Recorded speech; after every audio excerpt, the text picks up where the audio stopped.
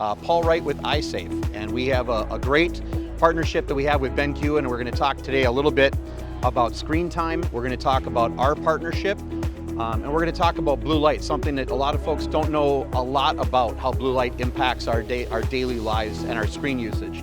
So as we go through this, certainly we're going to talk about how screen time is kind of exploding over the last 5 to 10 years. We're going to talk about exactly what high energy blue light is. We're going to talk about why children are at higher risk because of their developing eyes. And then we're going to get into some of the health concerns, the way that blue light touches us in a way that you might not have thought of. And then we're going to talk about the relationship between BenQ and iSafe and how BenQ is really leading the way to protect students' eyes.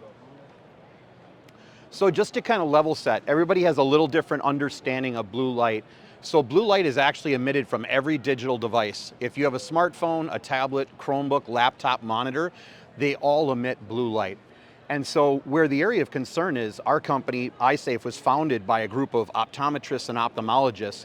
All blue light is not created equal. Where we're really concerned is in the spectrum of blue light, which is around 400 to 500 nanometers, there's a visible area, and in that visible area of blue light, right at about 445 nanometers, there's a peak that actually penetrates through the lens and into the retina that's of primary concern to the medical community. And we're also going to talk about why that not only impacts us as adults, but goes far further to impact kids' vision. And now we're going to discuss this further. So blue light, again, we talk about it, blue light is all around us. Obviously, blue light, we can get blue light from the sun, you get it from fluorescent and LED bulbs, and we've talked about the fact that blue light's emitted from really any device that we use. Now, why is this of concern for all of us who use devices? Because we learned many, many years ago that when it comes to sunlight, we should probably wear sunglasses. If you were to look at the sun without some sort of eye protection, that blue light, even at that distance, will certainly cause a problem over time. Fluorescent and LED light bulbs, the reason they're not as much of an issue is we don't spend 6, 8, 10 hours a day looking at a fluorescent light bulb. Blue light emissions from devices are such a concern because of a number of reasons. Put at the top of the list our proximity to the device, the amount of time we spend on a device, and then also image quality. So let's talk about that and talk about the reasons why blue light is a concern, but we're going to focus a little bit on kids. So as adults, and most of us here in the audience are adults, yes, it's proximity to the device. Our usage has gone up 2x over just the last 5 years. And image quality has increased 10x over the last 10 to 15 years. If you remember back in the day when we used to talk about 1080p and 1080i, well, that's 1,000 vertical pixels. Now we hear the terms 4K and 8K almost every day when we talk about the image itself. So you're talking about an exponential gain in image. Now if we put the focus on kids, we've got what I kind of call a perfect storm brewing for kids. So not only do they have the things that we also deal with, they've got proximity to the device, image quality, and time spent on the device. But a more critical concern is that kids have a developing eye. So they have what you would call in the optometry community a beautiful lens because it's actually crystal clear. We don't have that as adults. Over time, by the time we're 18, 20, 22 years old, we actually have a natural cloudiness or a yellowing that builds up in our eyes. Kids lack that. They have a beautifully clear, perfectly clear lens, and that blue light penetrates into that lens far more so than it does for adults. You also look at kind of the stature of a child. That's a picture of a 12-year-old child looking at a device. I have 3 kids. I see how my kids look at devices. They're usually laying in their bed with their phone about this far from their face, right? We see a lot of heads nodding. That's how kids use their devices. So if you think about all of those factors, again, thus the term kind of a perfect storm. Now we start to look at the way kids learn, and there's different studies that say kids learn 70, 80, 90% of what they learn through their eyes. We kind of went with 80. At the end of the day though, I don't think I have to oversell the fact that kids' eyes, their vision is a very, very critical component. And what we're doing with devices in front of the kids all day long is really kind of pushing the boundaries of how close we should be to that device and how often we should use that device. When 80% of what we learn is through the eyes, it's a little bit scary. So thus we're going to cross over into why BenQ, and I want to give BenQ a lot of credit because 10 years ago, BenQ really kind of led the way in wanting to have safety first based devices. And so iSafe was formed ironically around the same period of time. it's wonderful to know that there were groups that far out ahead of this that knew this was going to be a concern, and they wanted to promote and create safety-based devices.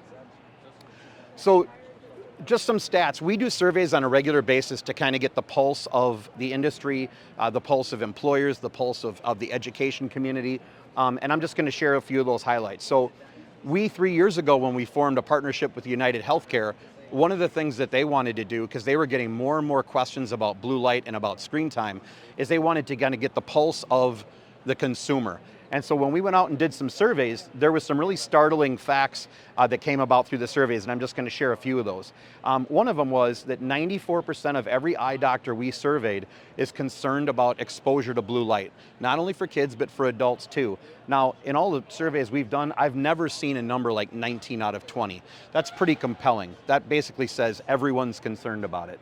85% of parents are concerned about the impact of digital device usage. And you can imagine what has really thrown gas on this fire. It was COVID and all of us being on more Zoom calls in front of the device more often. That really threw some more gas on the fire. However, this trend was actually in place 5, 6, 7 years ago. So even well prior to COVID, our screen time was ramping pretty dramatically. The other one, just in a recent survey, is that over 60% of the parents that we talked to believe that schools needed to take measures to protect kids' eyes against screen time, blue light, and all of the impacts. So, and again, this is a number that if we had asked that in a survey 3 or 4 years ago, that number would have been probably in the single digits. Awareness is really growing.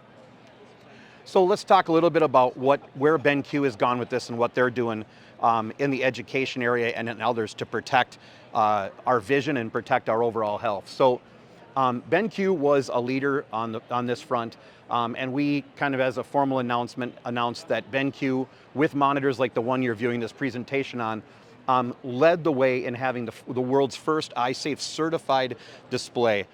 This is a phenomenal thing because displays like this will be in the classroom, they'll be in the workplace, and this is certified. As you can see, we've got an independent certification that this meets blue light standards for being a far safer device than if it was not addressed at all.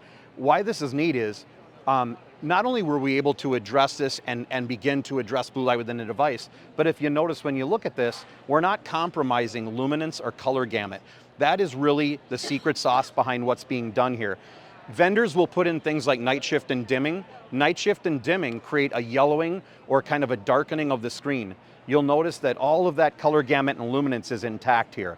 So really, really a world's first. We like to promote it. And then also our Vision Health Advisory Board, made up of global leaders in optometry and ophthalmology, they actually endorse this. Again, world's first, pretty neat.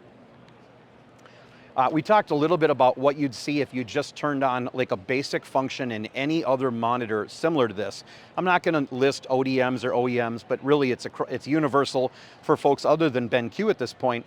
If you were to go into the classroom and you had kids or teachers complaining about things like headache, dry eye, fatigue, those are very, very high on the list symptoms of blue light exposure, and you chose to, at the administrative level, turn on dimming within the device, this is the difference in what you'd see. Any other device, when you turn on dimming, you'd have kind of this yellow tinge, you'd have a darkening, you'd lose your luminance.